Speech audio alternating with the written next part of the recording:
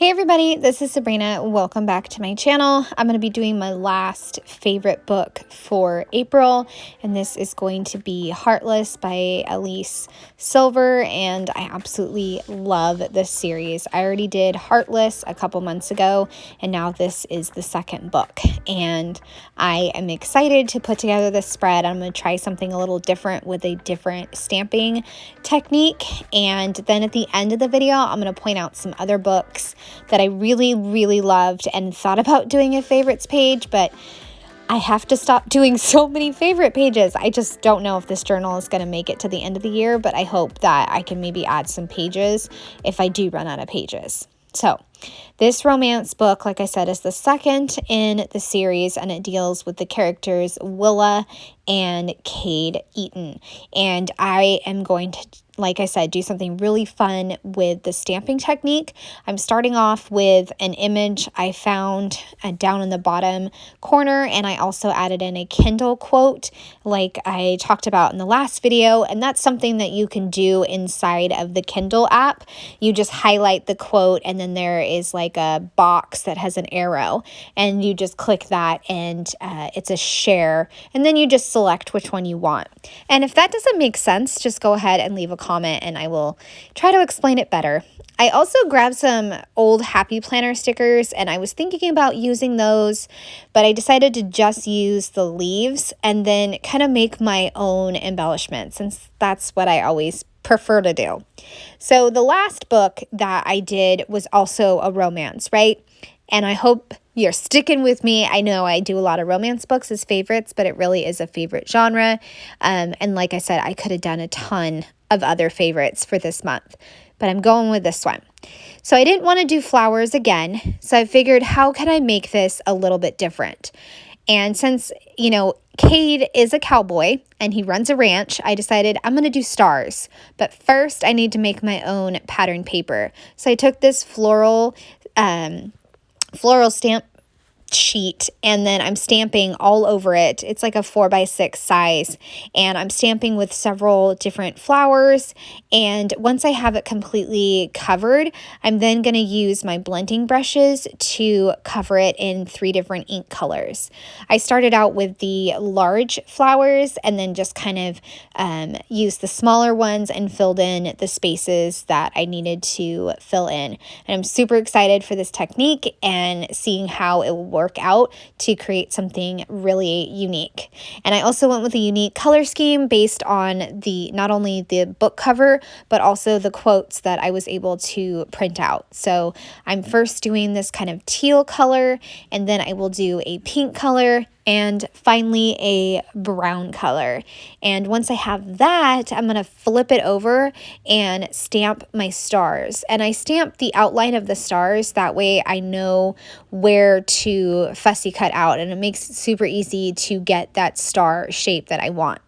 So you can see here, I'm showing it to you. It's from a scrapbook project called December Daily. And I'm just, like I said, using the outline, and that outline will make it absolutely super easy to fussy cut everything out.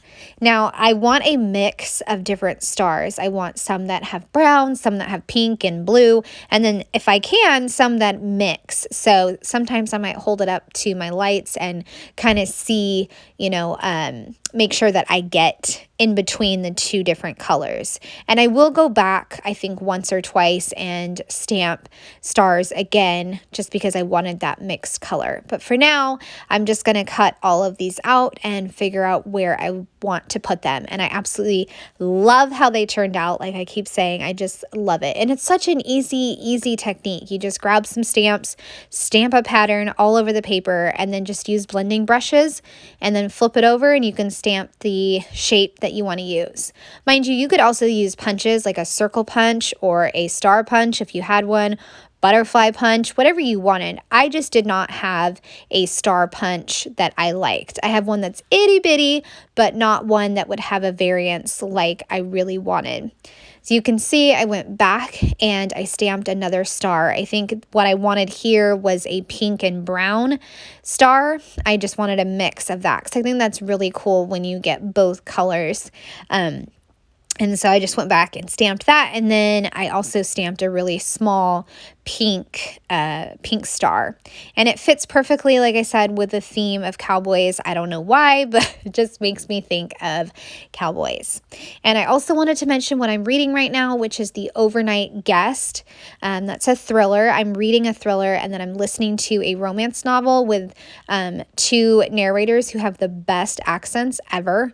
The audio is Big Duke energy. So those are what I'm reading and listening to, and I'd love to know in the comments section what you guys are reading and listening to and enjoying, because I always love reading and seeing those comments about what you guys are reading. So I'm going to sprinkle these stars all over the place. I'll have a few up in the top right corner. I'm going to have a bunch by the cover photo, and I'll also put several over by the quotes, and then I will carry the stars kind of down to the bottom of the left side of the page. And I'll also put one over on the far left. So really a sprinkling like all across the page, and that just allows your eye to kind of travel over the page, which is something that I'm always trying to achieve. I'm also going to layer in some more stamps because I just can't resist. I did want to go back and stamp one tiny little star. I think this was the one that wound up being super pink, and I'm going to put it up in the top corner with that quote. And that quote says, "All thick arms and broad chest and furrowed brow, dirty boots, muscular thighs, cowboy porn with a frown." Which is just awesome. I mean, it's just a great quote and a great summarization of the character of Cade. He's definitely a tough cowboy. He's a single dad, and he is a hard working man. And he's 38, older, but it's just great to see the grumpy sunshine trope here. I loved it. And also the main character, Willa, is the best friend of Summer from the first book. As you can see, the stamps that I layered in are leaves and some stars. And now I will do the synopsis. So Summer decides that Willa, her best friend, would be great for the nanny position for Rhett's brother, Cade Eaton. Cade runs the ranch and is a single dad in need of a nanny for his son, Luke. And he's not exactly thrilled that this young, inexperienced person is going to come and watch his child. Yet Willow immediately proves him wrong because she finds hanging out with Luke fun and easy to play with. And there's even an interaction in the book when he sees her with him at the very beginning, and it's just awesome. And since Willa is a live-in nanny, she winds up spending time with Cade, and there is a simmering tension there. And Willa sees the grumpy cowboy has a softer side, especially when she needs him, and he kind of steps up and takes care of her, and they have something that could potentially last forever if they can get past their own kind of roadblocks. And I think it's a really wonderful story about a single dad trying his best and, having issues with being abandoned and finding love in an unexpected place. So I love being in this world, and I think the characters are fantastic, and I love seeing the relationship between the son Luke and Willa, and I love the steam and chemistry between Cade and Willa. I loved how they were opposites, so they really pulled what the other needed. So Willa needed that balance, and Cade pulled that, and Cade really needed a little bit of a softer side and pull out some of that softness, since he's so tough because he has so much responsibility on his shoulders. I also just love the whole atmosphere, and I know I said the town, but I could just really picture Cade's ranch house and just see it, and I just loved the characters, and I loved their story. It's a beautiful story, and they overcome a lot of obstacles, but there's also a lot of really awesome steam and chemistry, and I'm actually going to come back a little bit later on and say or add in that Cade and his dirty talk, oh my goodness, that's something in this book.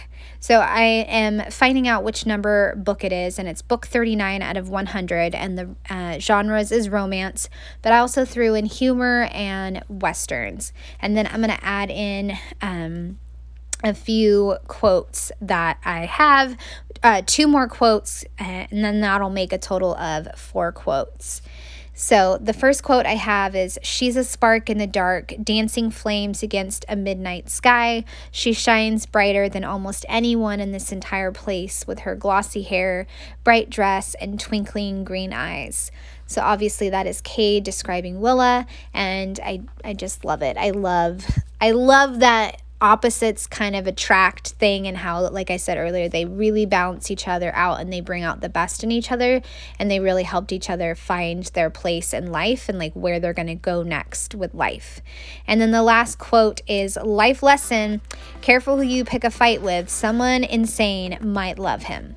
So that is my spread. Now I'm going to flip and show you a few other books that I wanted to recommend. The 84 Sharing Road, which was fantastic. Zorgamazoo, fantastic for a kid's book. And then What Lies in the Woods was a really fantastic audiobook that I thoroughly enjoyed. Flipping back to the beginning of April, I have the stats page and then my reviews. Vera Wong and Things We Hide in the Light, and this book. I hope you guys enjoyed. I would love a thumbs up or a subscribe if you're new to my channel. All right, have a great day. Bye.